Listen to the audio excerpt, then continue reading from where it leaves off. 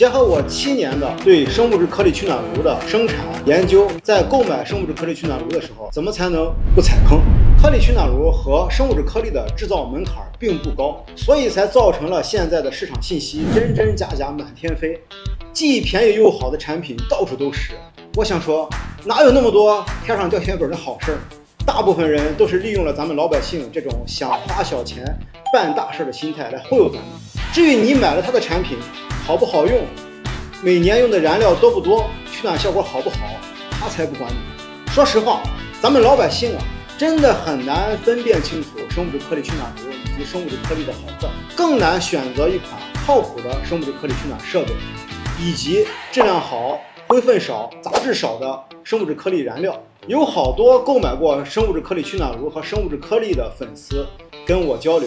说了同样的一句话，这每年上一当，当当不一样。这真是他们的心路历程的写照。直到看了这条视频，我根据他们的经历以及我这7年在这个行业的从业经验，总结了选择生物质颗粒取暖炉以及生物质颗粒的6大绝招。相信你看完以后不会再踩坑。第一，不管你从哪里买，只写着生物质颗粒取暖炉，没有具体的品牌的这种一定不要买，听老李一劝。另外，你在看品牌宣传的时候，如果这个品牌只说产品的新奇特，不给你讲行业的知识、干货、内部导热结构，不是真心的希望你用好这个产品，只是用低价来诱惑和吸引你，老李劝你一句，也要慎重考虑。第二，在选择生物质颗粒取暖炉之前，一定要问问商家它有几个内部传感器。一个合格的生物质颗粒取暖炉一般有烟温传感器、料箱传感器以及室温传感器，这3个传感器一个都不能少，它们分别负责产品的运行、安全以及节能效果。第三，不要只听型号，型号和颗粒取暖炉的实际供热功率根本是2个不同的概念。也不要只看出风口的温度，出风口的温度高和产品产生的热量大也是2个完全不同的概念。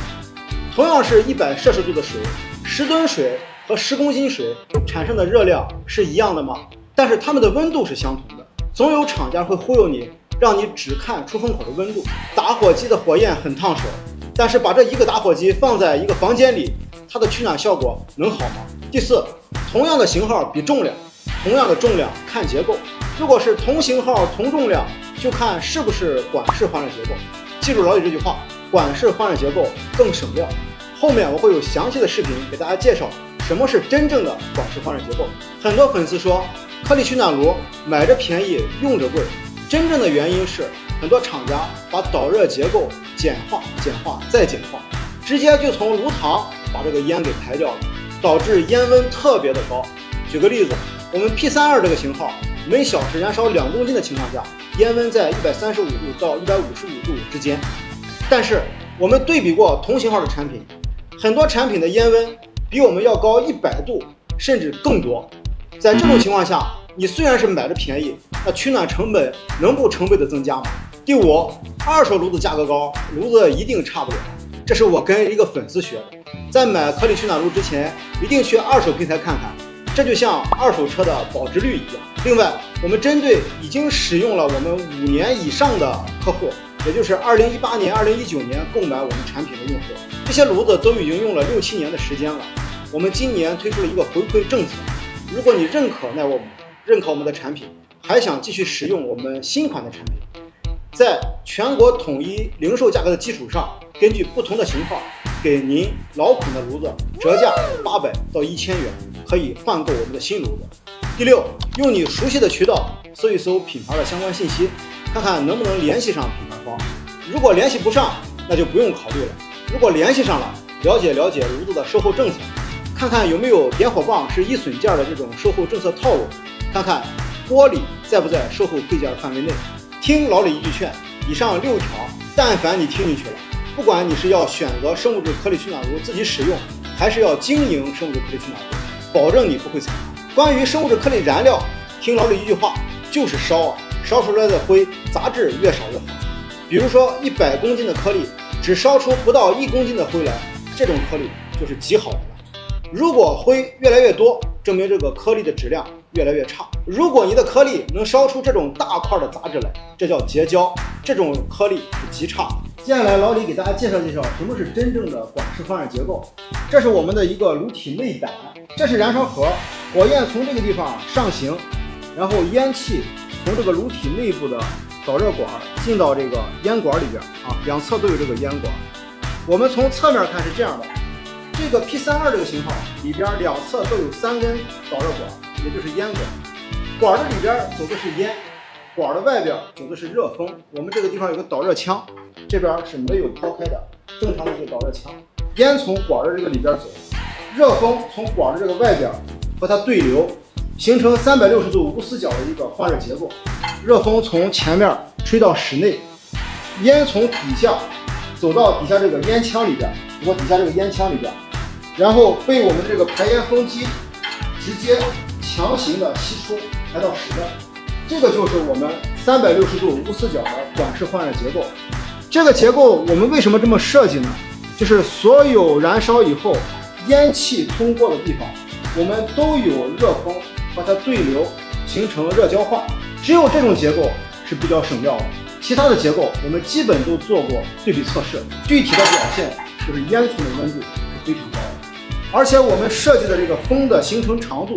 热交换的这个长度是非常长的。但是我们有很多同行，这个风机安装的位置都在这个位置，它吹的风的距离的长度，热交换的长度比我们要小接近1倍。你说哪种导热结构的效率更高呢？现在市面上有一种炉子没有我们这些导热结构了，它是直接在这个燃烧盒底下直接开了个孔，把烟气直接从这个孔里边吸出去了。底下这一部分，我们底下这一部分它都是没有的，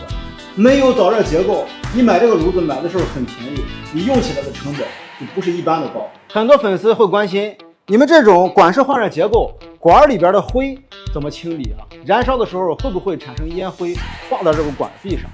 这个问题特别的好啊，我们也想到了，我们设计了这种打灰杆。这个打灰杆的设计呢，大家用起来操作非常的简单，每隔1周可以提拉一次。打灰杆提拉以后，会把管壁上的烟灰直接打到下边这个清灰口里边来。然后我们如果用的颗粒灰分低，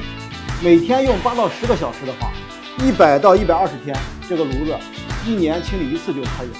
如果你用的颗粒灰分比较大，你的使用时间比较长，有可能1、2个月就要打开这个清灰口清理1次，这样是非常方便的。一定要记得提拉打灰杆，清理导热管里的烟灰，这样咱们的炉子使用起来效果更好。很多朋友又说了，这个打灰杆的设计必须要这么弄吗？其实也有其他方案，但是我们分析过后觉得这种打灰杆呢，第一是方便用户使用，第二个是方便更换。用几年以后，如果这个打灰杆烂掉了、坏掉了，或者是因为你长时间不打灰，它提拉不动了，我们都非常轻易的拆几个螺丝就能把它更换掉。如果我们用其他方案，可能这个打灰杆更换起来就特别的复杂。也就是说，在售后环节，我们也考虑到了它操作的简便程度。很多粉丝又问，什么是双角笼双电机的送料结构？我给大家解释一下啊，这是我们的一个拆开的一个半成品，这是我们的1级角笼电机，里边这个是2级角笼电机。1级角笼连接我们的燃料箱，燃料通过1级角笼旋转推送到里边这个2级角笼，通过这个2级角笼向前推到我们的炉膛里边进行燃烧。这2个角笼的分工是不一样的。第一个我们叫1级角笼，它是负责送料多少，也就是说它是间歇转的，让它多就多，让它少就少，通过我们的控制系统来控制。第2个角笼呢，它是一直转的，它是负责安全的，只要是有电，这2个角笼之间是不会存料的。为什么要设置双角笼双电机呢？这种设计呢，一方面考虑是安全的问题，另外一个原因呢，是因为中国的这个颗粒燃料长短、粗细、硬度差异各个地区都很大。这种角笼的好处呢，就是不太受颗粒形态的限制，软硬啊、长短啊，差不多都可以接受，通用性比较好。这种角笼目前我们是全系标配，所以你们不要再问我是不是双角笼双电机了，一定是双角笼双电机。一个合格的生物质颗粒取暖炉有3个传感器是必不可少的，一个是料箱传感器，一个是烟温传感器，一个是室温传感器。这3个传感器分别起什么作用呢？我给大家介绍一下。这个叫料箱传感器，这个传感器是负责炉子安全的，一般不会发生回火的概率。第2个传感器是烟温传感器，它实时监测烟温，就烟的温度，炉子是否正常开机，是否在正常运行，是否已经关机程序执行完毕，都是靠烟温传感器回传的信号来去判断的。第3个是室温传感器，它实时检测我们的环境温度，就是我们设定，比如说是23度，达到23度、3度区间的时候，我们的档位会从最大档到最小档逐个进行调节，达到23度会自动变成最小档，执行节能状态。所以我们的产品相对于其他产品而言更加的节能。如果你买的生物质颗粒取暖炉没有这3个传感器，或者只有这1个传感器，那你就要仔细想想了。我们的每一款产品背后都有这么一个产品追溯码，从配件入场到装配检验合格到发给用户，这个产品追溯码记录着所有的信息。特别是在售后环节，我们会用到这个码，这样我们整个从生产到售后这个过程就会形成闭环，可以帮助我们持续优化这个产品的细节。我们公司跟别的公司最不一样的地方，就是他们都在做新奇特，而我们做小细节的优化。有可能你们感觉我们没什么新东西，但是我们的产品稳定性是在逐年提升的，我们的售后就是比较少。很多厂家说点火棒属于易损件，